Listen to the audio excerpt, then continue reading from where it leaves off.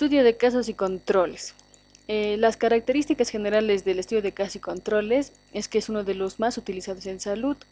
Estudia un grupo de personas con la enfermedad, que puede ser un evento en salud también, ¿no? Y un grupo de controles sin la enfermedad. Se compara la frecuencia de una posible causa o factor asociado, que puede ser de riesgo o de protección, entre casos y controles. Parte del evento en busca de la causa, por eso es mal llamado también retrospectivo. Adecuados para observar enfermedades raras, porque en una cohorte, que sería el ideal para el estudio de una enfermedad en el tiempo, por la baja frecuencia de una enfermedad rara, no es posible, no es práctico, ¿no? En el caso de hacerlo en una cohorte, pero sí en un estudio de casos y controles. Se puede estimar la fuerza y la dirección de la asociación entre cada variable de riesgo o predictora o de protección y la presencia o ausencia de la enfermedad, calculando como medida epidemiológica el OR.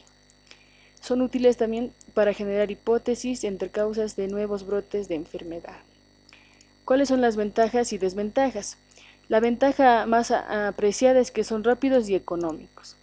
Tiene capacidad de dar respuestas más rápidas que otros estudios, como en el caso de la cohorte. Permiten establecer relaciones de causa y efecto. Pueden evaluar múltiples factores de riesgo. Y entre las desventajas suele tener sesgos, varios sesgos, pero si se los tiene en mente antes ya en el diseño, se puede minimizar los mismos.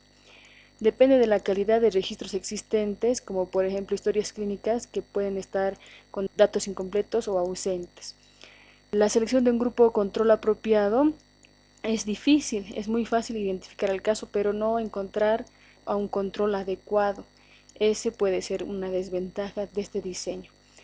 No pueden aportar estimaciones de prevalencia ni de incidencia.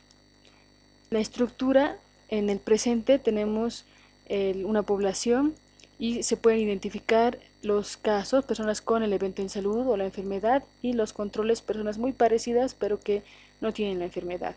Y preguntar la exposición a algún factor que nosotros queremos comprobar si es asociado o no. Puede ser preguntar a cuántos años está expuesto, por ejemplo, al humo del cigarrillo, al consumo de alcohol, etcétera, en ambos grupos. ¿Cómo lo diseñamos? Aquí tenemos los pasos principales. El primer paso incluye no solo la pregunta de investigación, sino el objetivo general, objetivos específicos e hipótesis. Después, definir los casos, definir los controles, definir y medir la exposición, controlar los sesgos y factores de confusión y finalmente analizar. Vamos a ver uno por uno. Aquí hay una pregunta de investigación en un estudio de casos y controles. Son la contaminación intradomiciliaria y el hacinamiento factores asociados a síndrome bronquial obstructivo en niños menores de 5 años en el macro distrito 3 de la ciudad de La Paz en la gestión 2015. Aquí tenemos las variables de exposición o predictoras: contaminación intradomiciliaria y el hacinamiento. La variable de respuesta, ¿no?, o dependiente, el síndrome bronquial obstructivo. Ya teniendo la pregunta, podemos hacer el objetivo general, etcétera, ¿no? Que el objetivo general viene siendo prácticamente la misma pregunta de investigación en formato de objetivo. Determinar si la contaminación intradomiciliaria y el hacinamiento son factores asociados a síndrome bronquial obstructivo en niños menores de 5 años en el macro distrito 3 de la ciudad de La Paz en la gestión 2015. De esa manera identificamos también objetivos menores, que serían los específicos, y en este caso sí tiene que tener una hipótesis estadística desdoblada en nula y alterna. Entonces la hipótesis alterna sería que la contaminación intradomiciliaria es un factor asociado al síndrome bronquial obstructivo, y la hipótesis nula que no es un factor asociado. Podemos hacer un juego de hipótesis para contaminación intradomiciliaria y otro para hacinamiento, o hacer una hipótesis compleja poniendo las dos en la redacción de la hipótesis, ¿no? Después, definición de los casos. Si bien todos podemos entender cuándo una persona se enferma o no, tenemos que hacerlo con un criterio operativo frío que marque claramente cuándo van a ser casos y cuándo van a ser controles. Obviamente con criterios de inclusión y de exclusión. Los de exclusión tienen que ser aplicables para casos y controles.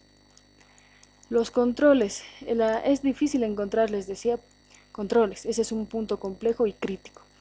Ideal pertenecer a la misma base poblacional de la que origina los casos. El control ideal es el que podría ser un caso si no tuviera la enfermedad. Cualquier criterio de exclusión aplicado a los casos debería ser aplicado también a los controles, como ya lo mencioné.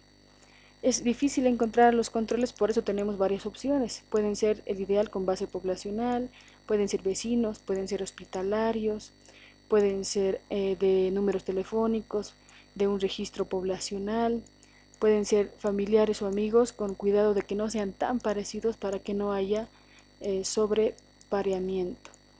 También pueden ser muertos los controles, ¿no? Que hayan muerto por otra enfermedad que no sea la que estamos estudiando. Definir y medir la exposición.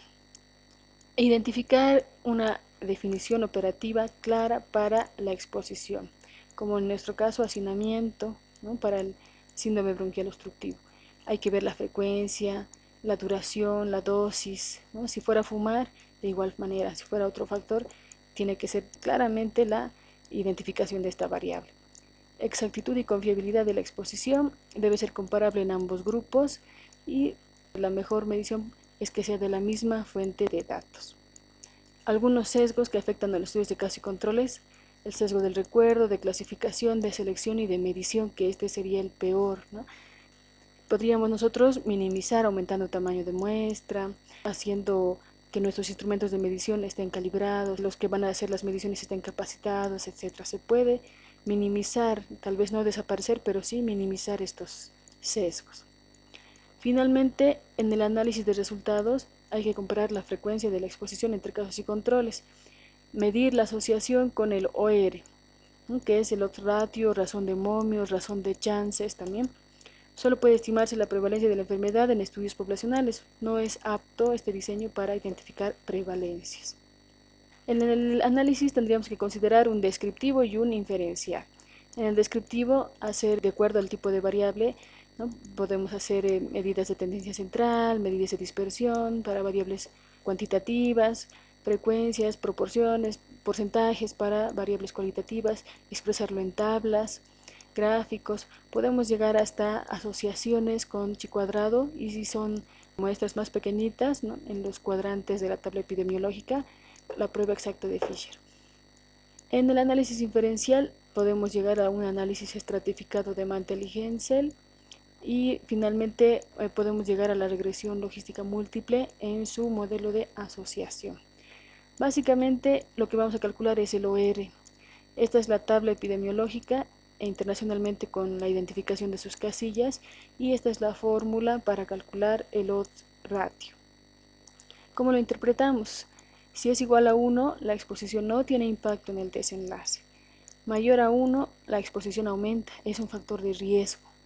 La exposición aumenta el riesgo de tener la enfermedad o la variable de respuesta. Si es menor a 1, la exposición tiene un efecto protector. No olvidemos que estos resultados también tienen que tener como un acompañante siempre sus correspondientes intervalos de confianza.